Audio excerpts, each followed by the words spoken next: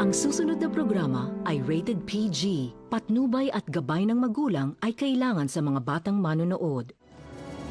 Oh my God, what happened to you? Pagod na ako kay Giorgio, Mama. Kasalanan mo din to eh. Dapat hindi mo na siya pinakasalan eh. Hindi niya ako pwedeng iwan. Mahal na mahal ko siya. Subuting kausapin niyo na lang siya. Kailan ko makakaayos sa problema na. I didn't mean to hurt your daughter. Gusto ko lang po siya makausap. Get out of this house now! Hala ko ba lahat ng gusto mo nakukuha mo? Doble mo na ang pagbabantay kay Carl. Dahil baka bukas makalawa, pareho na tayong walang asawa. Bakit po pala nandito kayo? Hinihintay ko si Adriana eh. Ang dali mong nakalimutan ng mga kinilala mo mga magulang, no?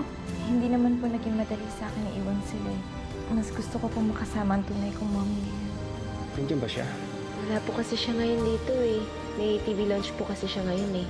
Hi, Doktora! Hi, Naomi! Naku, baka pwede niyo na ako operahan. Hindi kita ma-operahan today or tomorrow. Kasi today, meron kaming TV launch para sa newest endorser namin. Mga kapatid, please welcome Doktora Natalia Herrera. I am very proud to announce our newest endorser, Adriana Marciano. So bakit ngayon bigla ka na lang atang nag-endorse kay Doktora Herrera? I think Doktora Natalia Herrera is a better doctor. Walang utang na lang!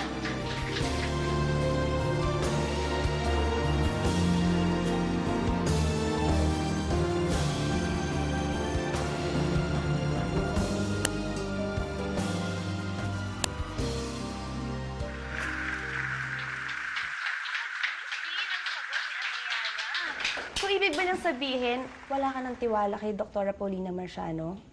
Na hindi naman natin pwede ikaila sa lahat na siya ang iyong mommy? Well, yes.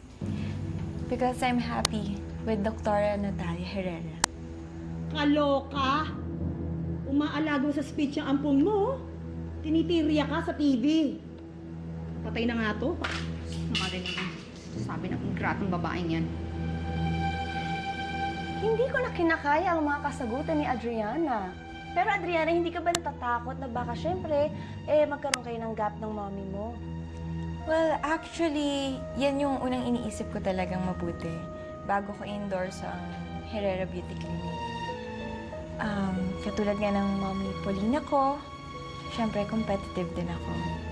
So, I believe na maiintindihan niya kung ano man ang maging decision ko na i-endorse ang clinic ni Dr. Natalia. Bongga! Endorsement lang kaya walang personalan. Gusto ko rin sabihin na ang endorsement na ito ni Adriana is part of her moving on. Maraming personal na problema na hindi madaling harapin, lalong-lalo na kay Adriana na napakabata pa. Kaya narito ako para tulungan siya. Adriana is very special to me. Kaya sa tamang pangangalaga, mas lalo pa siyang gaganda. Very well said. Congratulations. At dyan po nagtatapos ang today's talk. Magkikita na tayo bukas. Ingratong babae talaga yun. Pagsisisihan niya ang ginawa niyang to. Pagsisisihan niya ang paglipat kay Natalia. Correct. Ang kapal ng mukha. Akalain mo balang araw susumagin ka ng ampon mo na yan? Kung ako sa'yo, tuturisin ko yung batang yan. Tama na!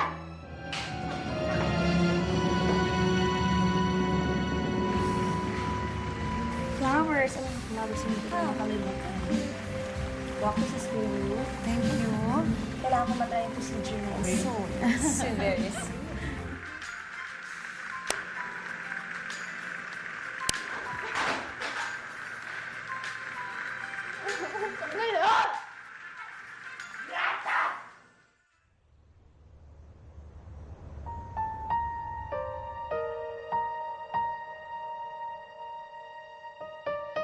Ano bang nangyayari at nagkakasira-sira ang pamilya ng mga taong malalapit sa akin? Iniwan na ni Tita Natalia si Daddy. Wala na ba talaga akong pag-asang mapabilang sa isang buong pamilya?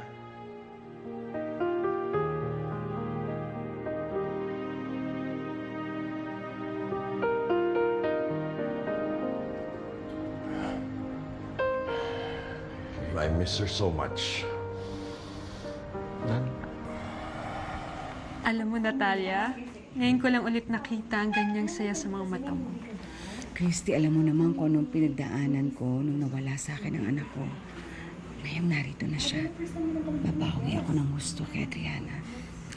I know. Kaya sobrang happy ako para sa'yo at kay Adriana.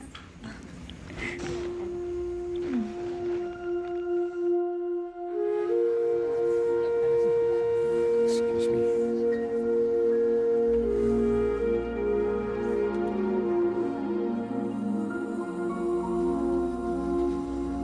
Ibang-iba po talaga yung ugali ni Sir Carl kay Ma'am Adriana. Napakabait po niya. Tsaka, nakikita ko sa kanya yung kabaitan ng tatay ko. 18. 18?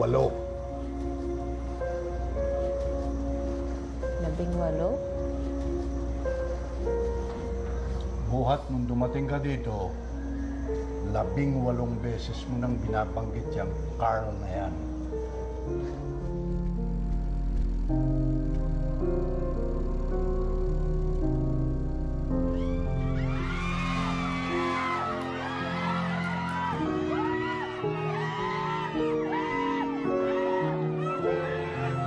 Adriana! Adriana! Lolo Rambo naman eh. Pasensya na po kayo. Masaya lang po kasi ako, tsaka gaan-gaan po kasi ng loob ko sa kanya eh. Manong ikaw nga, matuto ka na. Hindi mo ba napupuna? Lahat na lang ng nakakagaanan mo ng loob, sinaktan ka. Dali mo kasing madala sa drama eh. Ano pong ibig niyo sabihin? Wala. Sige na, magpapahinga na ako.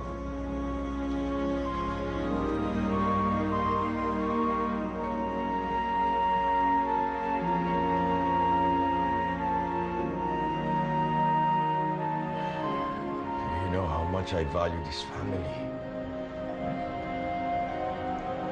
Pero wala. I'm one big failure sa pagbuo ng isang pamilya. Si Stefano, si Natalia, they're both running away from me. Kasalanan ko to. May pagkakataon pa naman kay Dad. Siguro kailangan mo lang talagang ipakita kay Tita Natalia. Sisisi ka na sa nagawa mo sa kanya. Paano? Are you really that desperate, Dad? You know how much I love your Tita Natalia. Sige. I'll help you convince Tita Natalia to come back. Pero, ang kapalit nun, ibibigay mo sa akin ang bagong kotseng binili mo para sa kanya. Adriana! Adriana!